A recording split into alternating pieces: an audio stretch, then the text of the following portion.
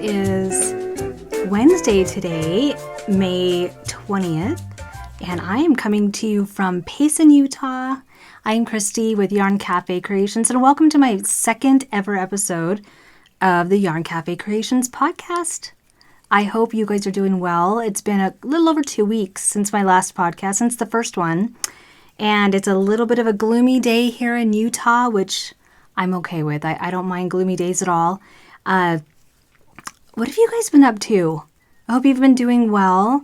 I know that we're in the middle of a pandemic, middle of a lockdown, and many of you, your states may be opening back up, which is really good news. My state never really closed down. So, and I am, I have this whole quarantine thing perfected. I was quarantining before quarantining was in, and I work from home. I'm the dyer behind Yarn Cafe Creations, so I'm home dyeing yarn most days here at my home in Payson, Utah. So my life hasn't changed a whole lot.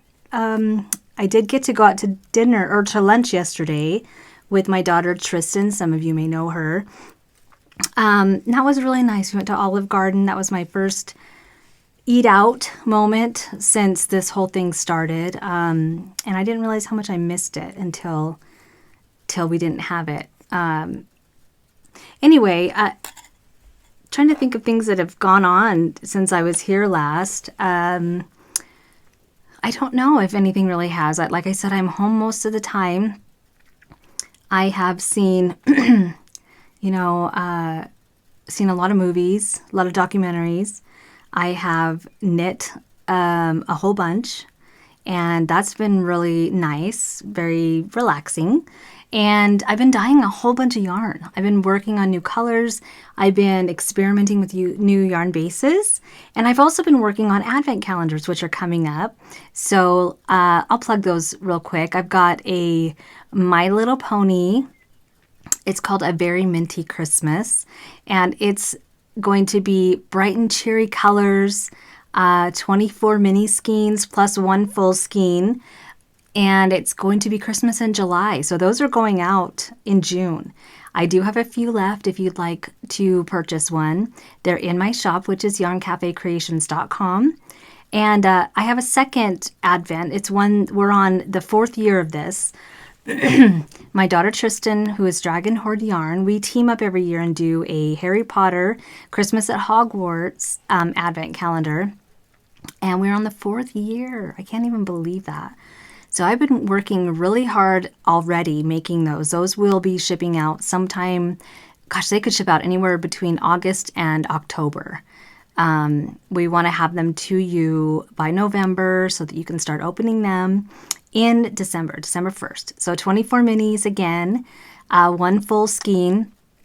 The fun part of that one, though, is you get to choose your house colors.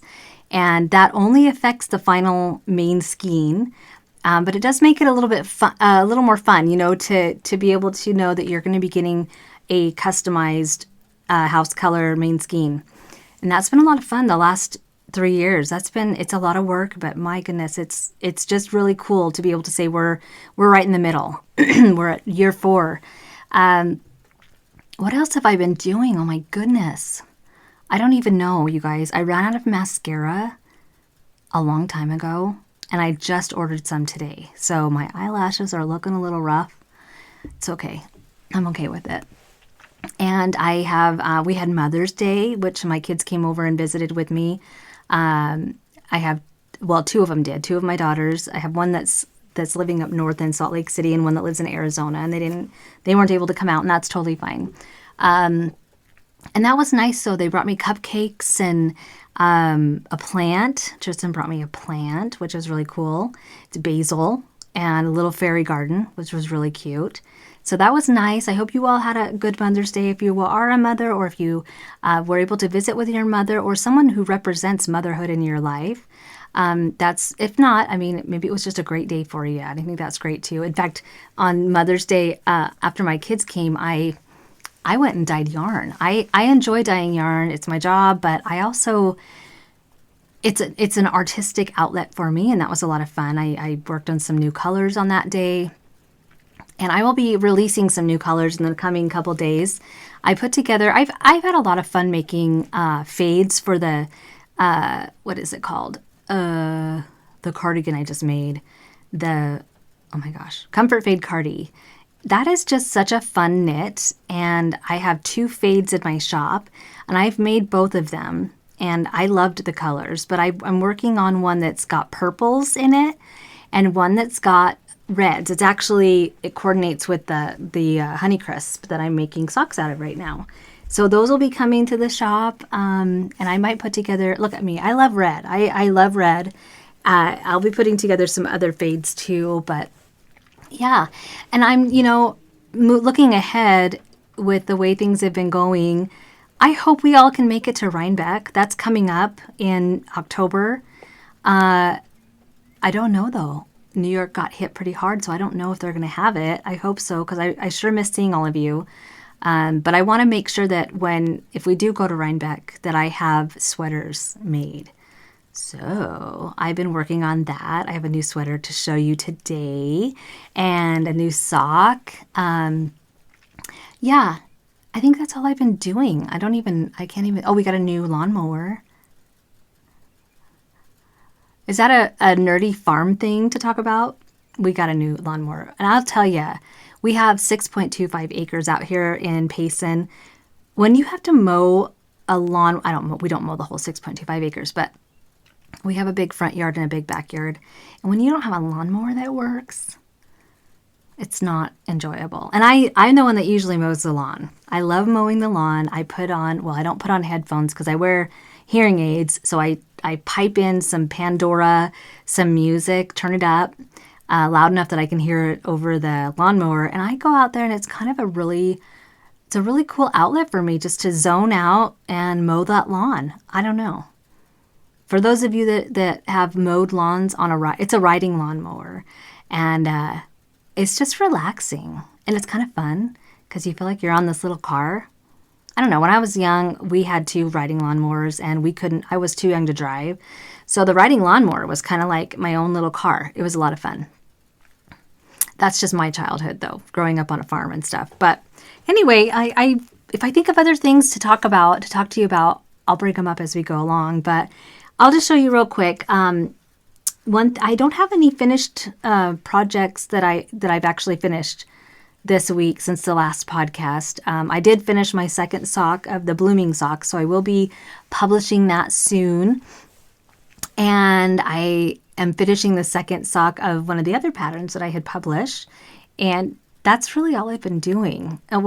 Besides making a sweater.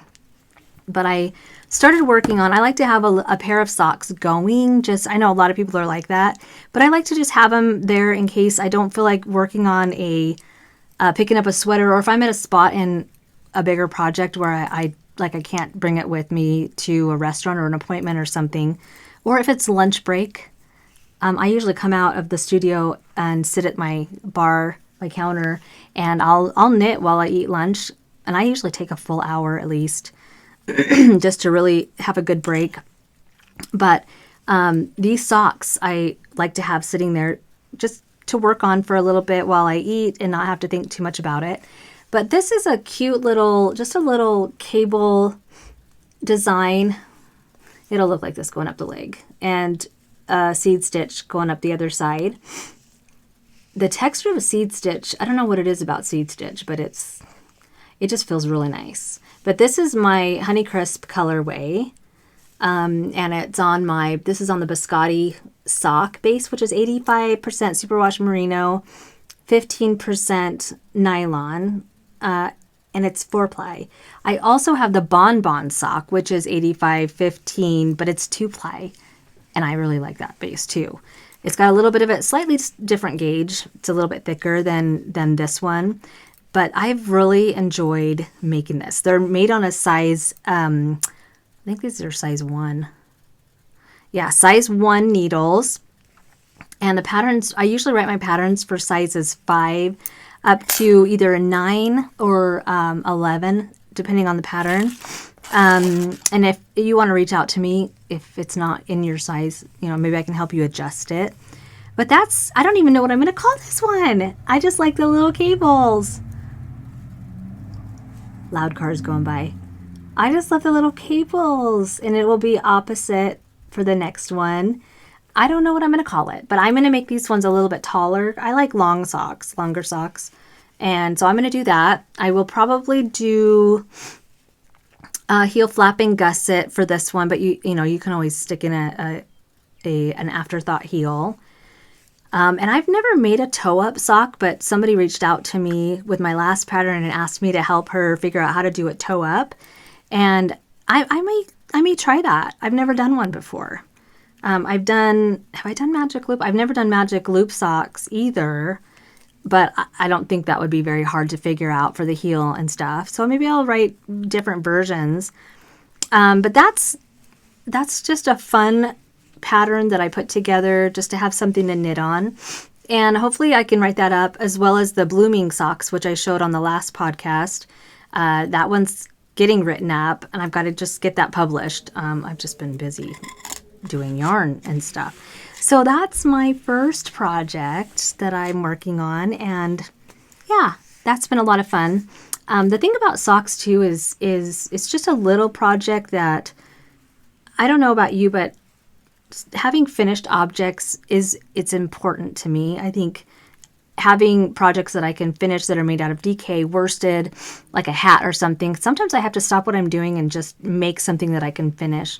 Socks take a little bit longer, and so I don't pressure myself to finish those very quickly, because I just honestly don't like to put that kind of stress on me. And so I always tell myself, that's just your sock you always have going, because then I don't feel pressured to finish it. But so that's my one that I've got going right now. And that will be finished. Hopefully I can write that up in the next week or two if I can finish it. But I'll show you the other thing I've been working on. And I got obsessed with this project. I started this probably 2 days before Mother's Day. So it's been about almost 2 weeks. Almost 2 weeks ago I started this. It's a pattern by Thea Coleman. It's my first pattern by Thea Coleman. I've never made one of her patterns before, but I've been familiar with her. And it's a cardigan. It's called Gin and Juice. And it is so cool how she did the armholes in this one. I'm used to just casting off for armholes, and then you pick up stitches when you're ready to make your sleeve. And this one was done a little differently, and it was really cool. But here it is, and it's so not close to being finished. I mean, I've got the body, most of the body done. It was knit back and forth, and then when you got to the sleeves, you actually did armhole shaping so like I put the back and one front panel on hold while I worked this front panel, and as I worked the front panel I did armhole shaping, and I've never done that before. So when I blocked it, the shoulder seam wasn't done, so it just had these big armholes that were ready to be seamed at the shoulder. And I really like that. It really gives the armhole structure. I will say though, you have to know what size. Like you don't want to make it too small, which I don't think I did. I think I did just fine. I'm ready to start the sleeves though. I started them yesterday and they were not turning out the way I wanted them to, so I took them out and I'm starting over. It's a purl sleeve, so it's reverse stockinette, and the amount of stitches that I pick up and work with felt too big, and judging by the picture on the pattern, they're supposed to be like an oversized sleeve. It's not fitted, and I like mine to be just a little more fitted on a sweater, so I started and I went with the count that it's on my Comfort Fade Cardi, but that was a little bit, I don't want it to be that small with the cables and everything. So I took it out again, and I'm going to pick up a different count. But here are the cables. Look how beautiful these cables are. And this is made in a new colorway that I made. I don't know if I showed it last time. I don't think so. I think I made it after, but it's called Oatmeal. And it's on one of my newer bases that many people probably haven't tried because it's non-superwash. But it's the 100% 4-ply merino DK, and it's non-superwash, and it is such a dream to work with. And I blocked the body with my Tuft Woolens Chai Spice. So delicious. But last night, I have to tell you, I picked up the sweater in bed so that I could work on the sleeves, and my cat went crazy. He came over and he wouldn't stop sniffing it. And then he burrowed his head into the sweater and he was purring fanatically, like just purring. He stuck his head inside the armhole and like burrowed in, and then he went to sleep. And I couldn't get him off of it. I don't know if it's something in the Chai Spice. Maybe there's catnip in there. I don't know. But he loved it, and I love it. I love the smell of this Chai Spice. It's so delicious. But yeah, so I made that with my new, let me show you. So let me show you. Here is the oatmeal color. It's a cross between gray and tan, and it's just such a subtle color. It's just really beautiful, and I did rotate skeins on it because it's a tonal. But I do have this in the shop on the DK. This is the DK, and I've got it on, I think I've got it on most of my bases now. I think I made it and put it in last week. So you can check on that if you want to make a sweater. And if there's not enough for a sweater, let me know, and I can make you a custom quantity. I'm always open to that. But yes, so this is the gin and juice. I love it so much. It's going to be so cozy when I'm done with it. And the front is going to have a ribbed panel, a big wide ribbed panel on the front that's really wide. It's like, I think it's like this big on each side. So it'll be just right. It'll be so nice. So anyway, so that's the Gin and Juice by Thea Coleman. And I am going to start my next project after this is done. Maybe. Yeah, I'm going to try to finish this before I start with the next one. But Caitlin Hunter came out with a new sweater that's really cute. It's a cropped, like blousey arm colorwork sweater that has 5 colors. I already have my colors picked out too. It's beautiful. I have 4 of the colors. I'm going to make a 5th color. But I'm going to use this, which is coffee. So it's like a darker tan color. And I'm going to use this Dijon color as one of my contrast colors. These are all on the non-superwash fingering weight. And then I have a blue color called Slate, another new one right here, Slate. So that's 3 out of the 5. And then what was the other one I was going to use? Oh yeah, this one is Barely Pink. And the one I'm going to make like a... it's going to be like a dark slate, so like a navy gray, grayish navy as the main color. It's similar to the one Caitlin uses on the pattern, but these are the other 4 contrasty colors I'm going to use. I'm excited. I'm going to work on that slate color today. It'll be like a metal color, grayish navy. But that'll be my base color, what do you call that? The main color, and these will be my color work.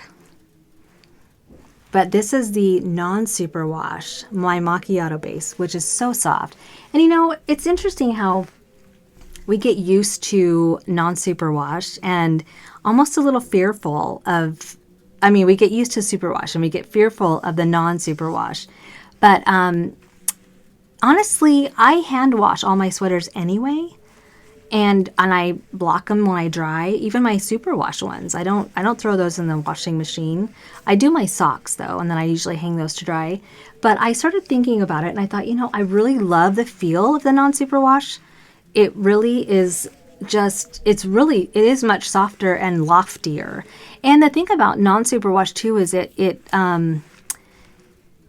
holds its shape better. Superwash tends to stretch when you block it, like when you get it wet. And the non-superwash does not do that as much. It's more buoyant, so it more stretchy, but it holds its shape better. And it's a stickier yarn, so when you're knitting cables, the cables your stitches won't fall off your needle as easily. and you won't drop stitches as easily because it's stickier. I love knitting with it. I wish I'd have known about this earlier. So you'll see in my shop, I'm starting to come out with more and more colors in the non-superwash. So this one is Slate. This is a new one. This is my fig color, which is, it's hard to see in here. It's a purpley burgundy color. And I've got my grapefruit on the non-superwash. I have that on superwash too, but grapefruit's a great color. And then my Jupiter color, which is more of a reddish pinky burgundy color, which is beautiful. I used the Jupiter mohair in my my last sweater, the Pink Velvet by Andrea Mowry, as my contrast. So it was this color mohair with like it's called Silk. It's like a light pinkish color. Oh, so beautiful. And actually, I think this was, I was going to use this in my, did I show that? This is going in my sweater. Did I show you that? This is the ivory color, my Andrea Mowry one. This one, this one, this one, and this one. I can't remember. I'm gonna have to figure it out. There's 5 colors though.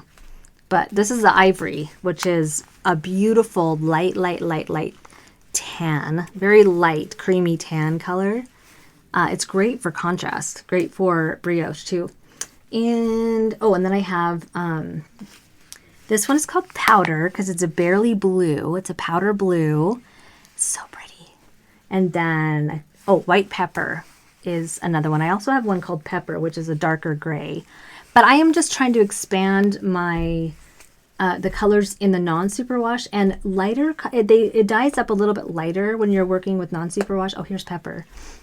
And so I'm trying to keep the colors not too pungent, because it's hard to get a real dark hue without getting it too stripy, which I don't mind. But it gets little dark patches throughout, which actually is gorgeous on the yarn, but you definitely have to rotate skeins. But yeah, so non-superwash, I'm going to be bringing in more of that into the shop. I just ordered a bunch more DK so I can make more DK colors. But yeah, it's just so beautiful to work with. I love it. I do like superwash also for my socks, for sure. And then I have the Polwarth base, which is 100% superwash Polwarth. And that one is a real durable one for socks. It's made from the wool of a sheep the sheep itself is a breed of 75% Lincoln sheep and 25% merino. That could be the opposite. I could be wrong. But it makes a real durable but soft yarn that doesn't pill. And I have really become addicted to that. So I might get some DK in the Polwarth too. I already have the fingering and I just love it. I made socks out of it, my blooming socks. And it just feels really good. And it's a little more rustic feeling, but I don't think it feels scratchy on my skin when I wear my socks. So that's a really great one too if you're looking for something that's superwash, but that won't pill. And it doesn't. It's beautiful. So I'm gonna probably get that on a DK base also. I like to have a variety, but I'd love to know your thoughts too. What bases you enjoy, and what is it about non-superwash? If you don't use non-superwash, I wonder why. Like what is it? Because I know for me, I was afraid. I was afraid that it would felt, or that I'd forget and throw it in the washing machine. But I know that I won't. I mean, I'm really careful. I'm the only one that does the laundry here. Excuse me. So I'm going to use that more often. I'm excited about it. I want to look for other bases too. But yeah, those are the projects I'm working on this week. And I'm trying to think if there's any other. I did get a new bag I want to show you. This is Bags by Awesome Granny. I ordered it. I didn't realize it was this big. But look how big this is. This could be also like a diaper bag, but it's great for my sweater because I've got all the cakes of yarn in here, and I had 5 to start with. So I'm down to 3 plus the sweater. But that's Bags by Awesome Granny. Darlene is a beautiful bag maker. So check out her shop. She's been making bags a long time. I have a few of her bags actually. She makes ginormous bags and little ones too. So, but make sure that we support small business right now if you can. But I think if there's anything else. Well, I did want to bring up one thing that I think it's important to share with you guys. I know as a podcaster, even though this is only my second podcast, I do have my other podcast with my daughter, the Girls in the Yarn Cafe. But I know for me, when I'm watching podcasts or if I'm seeing people on Instagram, it's easy for me to look at their lives and go, wow, their lives are perfect and they don't have any problems. But I wanted to share with you that, and not that this is a major problem in my life, but this last week, I went off my sleeping medication. I have been on sleeping medication for like at least 10 years. And I do have anxiety, and I tend to have nightmares. Not about anything particular. Like, I've tried to pin down, like, what is it about my nightmares? I don't know. But I decided just last week just to say, I don't want to be on this anymore. I don't want to take them anymore. And so I had a few rough nights of not sleeping. But overall, I am just so happy that I did that. And I mean, I still struggle to sleep on some of the nights, but other nights I've slept great, probably because I'm exhausted. But I'm determined to not be on them. I don't feel like I need them anymore because I work from home. I mean, worst case scenario, I can take a nap if I don't get sleep at night. I just don't want to be dependent on sleeping meds because I know after a while, your brain forgets how to fall asleep on its own. And being on them for 10 years, and it's not a high dose medication, but being on them for 10 years, I would stress out if I was going to run out. So I thought, what is the point of doing this? I'm taking it for my anxiety, but yet I get anxiety thinking about running out. I don't want to do that. And so I'm working really hard to get through this.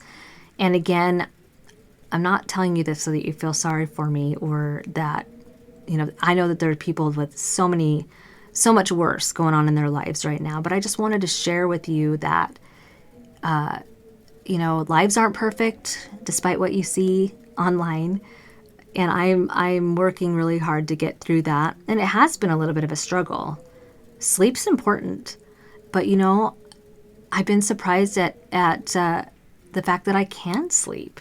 Even though I'm not sleeping as hard, especially when I have a cat that insists on coming in the middle of the night and sleeping on top of me.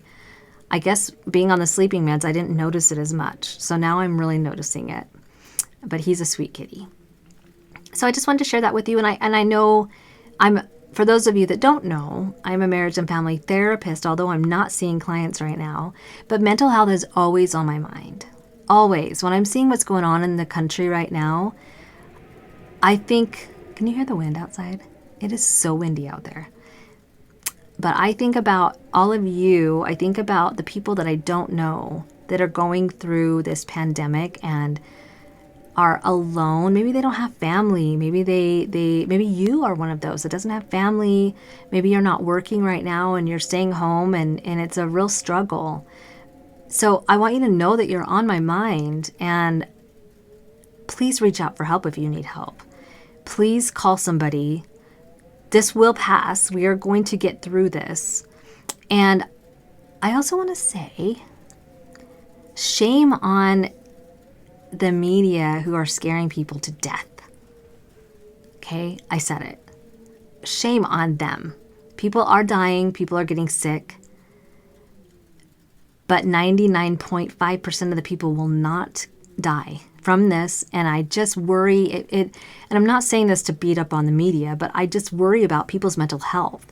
And I feel like sometimes people are making this worse by the way they talk about it just to get ratings. And that bothers me. Okay, I won't rant on that too much, but I worry about your mental health. I want to make sure everybody's doing well. So hang in there, and just know that it's going to be okay. It is going to be okay. And if you've lost anybody, I am so sorry if you've suffered loss through this, or if you're a healthcare worker and you've seen loss. I know that cannot be easy. It cannot be easy, especially in New York. I know New York has been hit really hard in New Jersey.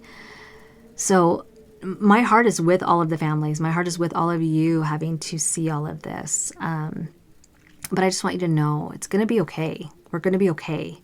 We're going to get through this. Yeah. And I think that's all this week. I did get one question last week about a sweater that I'm designing called the Inspire Me sweater. And I am still working on that. And I will be, okay. It's really important for me to be 100% honest and authentic with all of you all the time. And if I'm real silent online, it's better to not say anything sometimes. And so sometimes I will go silent just so I can organize the way I'm feeling, organize my thoughts. But with my sweater, it's all done. I'm writing it up. But I will tell you that for designers, especially this being my first sweater ever, designing a sweater is a lot more challenging than I thought it was going to be. And sizing is important. Sizing is so important right now in our community. At the same time, it's very intimidating. It's very intimidating. And I'm kind of a stubborn person, and I'm sometimes I will just say, you know what, I'd rather not put a pattern out if I am not able to do it right, if I'm not able to do it in a way that I think is inclusive of everybody. Because the one thing that I don't want to have to go through is being shamed by people. I'll be honest with you. I don't want to be shamed. I don't want to put a sweater out there and then have people say that I did it wrong, or I wasn't inclusive enough, or I didn't do the sizing correctly. So I would rather just not put it out. I'd rather just save myself the heartache. And I'm not saying it's not important to be correct on sizing. That's the thing, is it is important. But I think our community at times can be unforgiving. I think at times our community can have really high demands of people. And instead of saying, well, maybe they don't know how to do that, or maybe we should be more patient, there are a lot of demands put on people.